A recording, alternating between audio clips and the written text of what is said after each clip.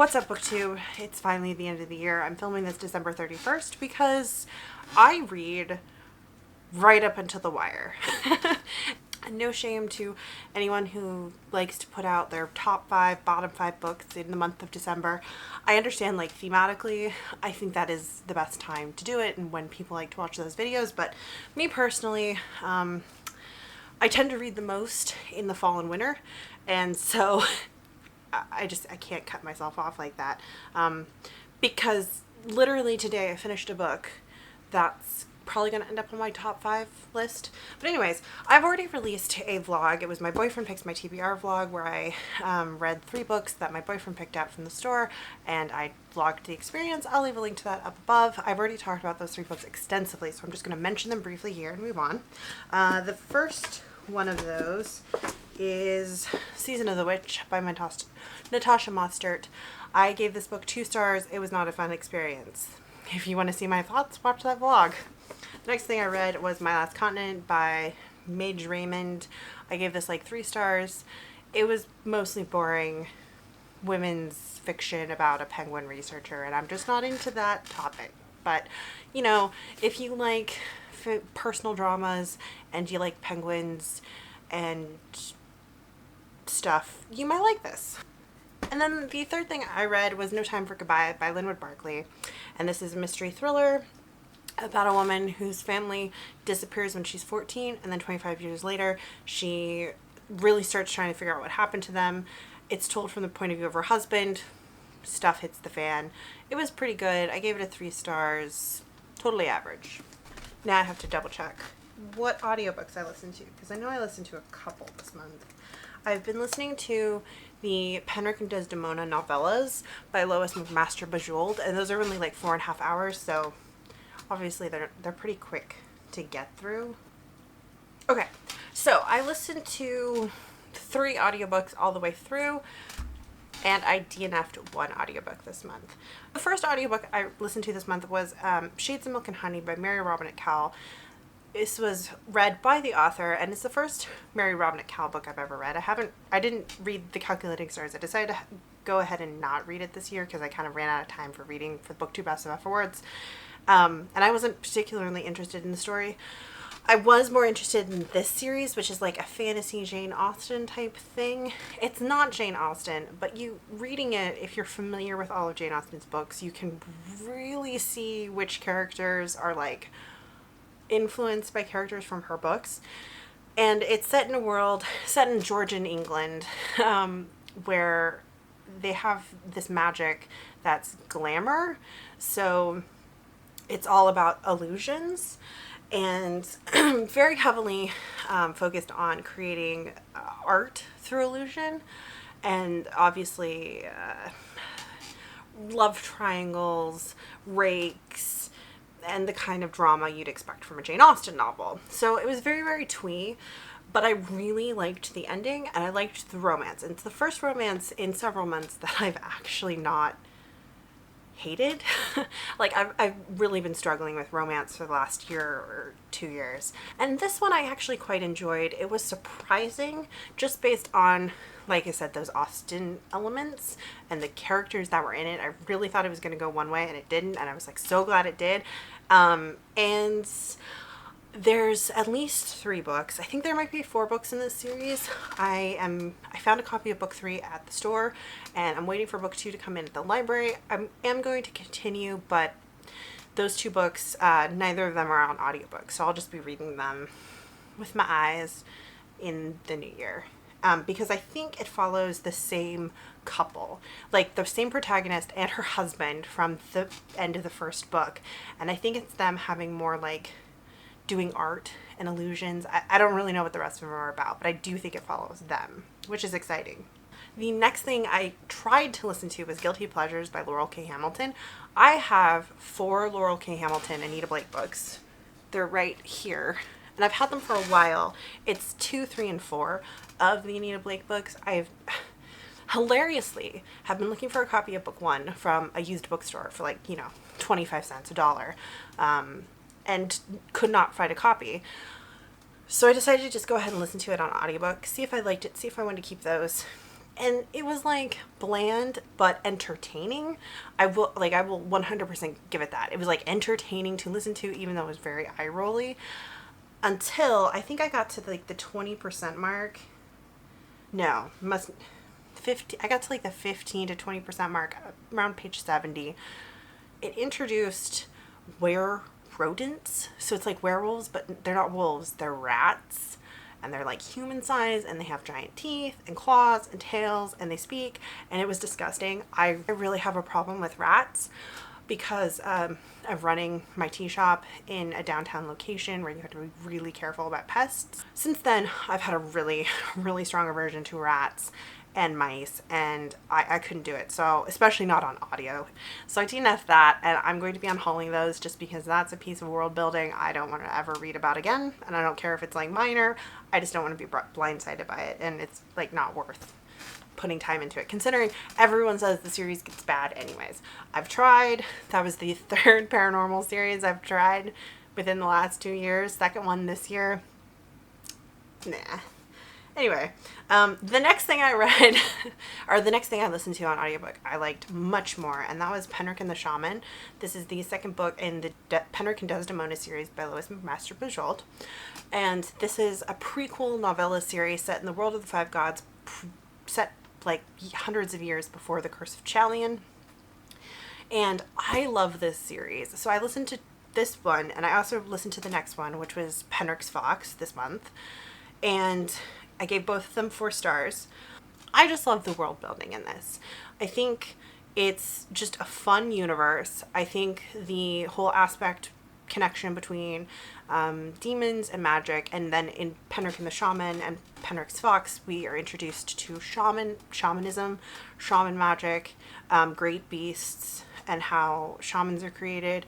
And I think that's great. I think that's just interesting. It just makes for kind of like a fun fantasy world to explore and to have adventures in. Both of these 2 novels are kind of murder mysteries. Penric and the Shaman has Penric working with a tracker investigator for the Father's Order, and they're looking for a shaman who's gone on the run and is accused of murdering another shaman.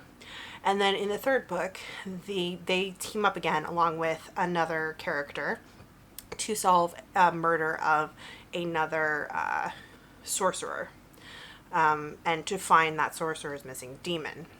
And I will be continuing on to Curse of Chalion when I eventually finish all of like the Penric prequel stories.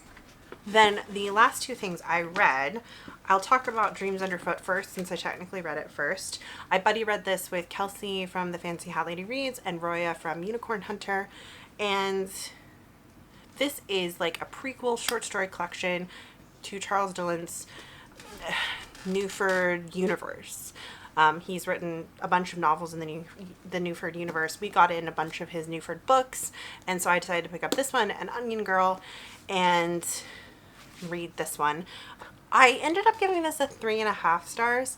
I think some of the stories are really good and probably things I will remember. A couple highlights from here include The Stone Drum, Time Skip, That Explains Poland, Pity the Monsters, But for the Grace Go I. Like, those those titles are so weird sounding. Those are probably like the 5 that I really liked, and then a lot of the other ones I was just kind of meh about, to be honest. It's very, very twee. It's like the twee weak sauce version of like Night Vale, but I like Night Vale because it's both more hopeful and also more dark and grim. So it's just less lukewarm. This felt really lukewarm to me, but I think that's just because of like the other stuff that I read. Also, and I should have known this going in because it says it right here on the book, myth, music, and magic, and dreams underfoot. So Charles Dillon really likes music, and he likes writing musical characters, like musician characters, like a lot of musician characters, and he likes writing about music and the effects of music and like the magic of music. I'm not that into music. I listen to music. I listen to a lot of music, but I'm not like into music. That whole connection in this book didn't connect for me. If you're really into music And I know Roya is, for instance. So I think this is probably more up her alley than mine. But if you're really into music, this could land, more of the stories, more of the characters could land for you a lot better than it did for me. Charles Dillon is interesting because he's writing about a lot of women's issues and like harassment. He occasionally skirts the edge about of being a little bit of a male apologist in a couple of these, but for the most part, he does actually do a pretty decent job of trying to write about women's issues for like a dude.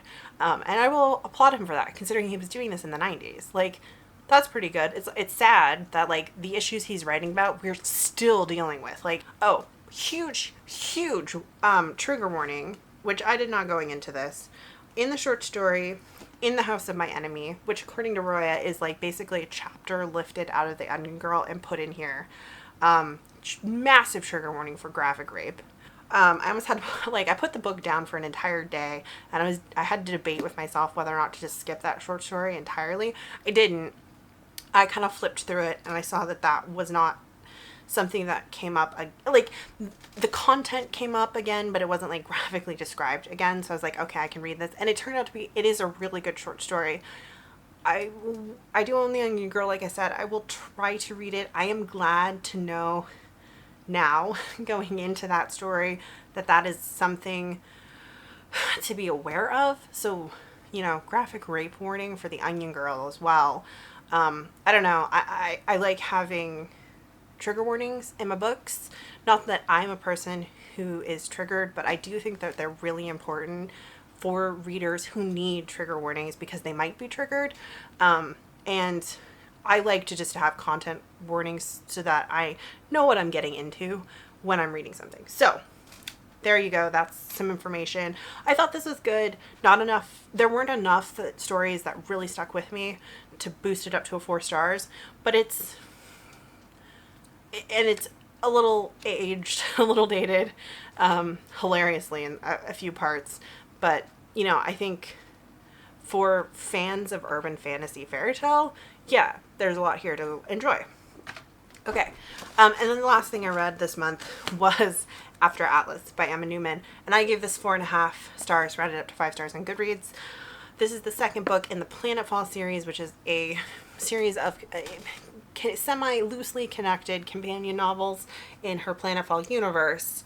This is about the son of one of the characters in Planetfall who was left on Earth, and now it's 40 years after the Atlas, which was the ship, left Earth, and they're coming up on the 40-year anniversary, and the character, the son of one of the Planetfall participants, he is a grown man who's owned by it's called the No Rope. He's owned by the British Ministry of Government, and he works as a detective. He's assigned to investigate the death of Alejandro Casales, who is a leader of a cult called the Circle, and they're a religious cult. Casales was denied participation in Atlas, and then he decided to found his own god cult.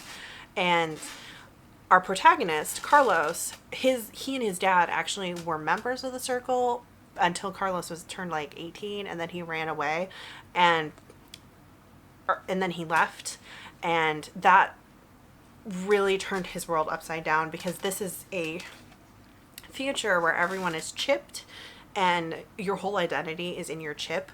But one of the things about the Circle is that they are anti-tech, anti-chips. So when Carlos and his father joined, they had their chips removed. So then when he left, he was not a person. He had no identity. He was a Spanish man in a very religious and xenophobic America without an identity. And that's how he ended up being owned by the Ministry of Justice in England, trying to work off a debt that's going to take him like 80 years to pay off. So it's just his murder, his homicide investigation in this world. It has a lot of like notes that are reminiscent of Blade Runner, the movie, not the Philip K. Dick novel, really, except without the artificial intelligence aspect. This is all about politics and the circle cult stuff. So I really love this. Emma Newman is one of my new favorite authors that I discovered this year. I've loved both of her books, totally devoured them. I think they're very underhyped in the booktube sphere. I know some people talked about them, but they came out I think around the same time, or like in between like Ancillary Justice and The Fifth Season and Nine Fox Gambit, and I think they got kind of overshadowed by those books, which is a real shame because these are so good. The world building is fantastic. The tech in this universe is so interesting, and it's just, yeah, if you are at all a fan of Blade Runner, pick these up. 100%. Pick this one up. 100%. And yes, you can totally read this one without having read Planetfall, but I would recommend reading Planetfall first, just because it will just kind of give you some basis of understanding some of the background politics in this one. Yeah, so that would be my suggestion. Okay, that's everything I read. I wanted to keep this video short, and I don't feel like I succeeded at all, but I tried. That's all I can do. Thanks for joining me this year, 2019. For the most part, it's been a pretty great reading year. I didn't have any massive slumps, and I read like 70 books. I DNF'd another 4. I read just shy of 20,000 pages, which is like awesome. And yeah, I'm really looking forward to reading next year. Let me know if you've read any of these or you thinking about picking them up, or as always, what you're currently reading. What's going to be your first book you read in 2020? Let me know down below, and I'll see you guys in my next video. Bye.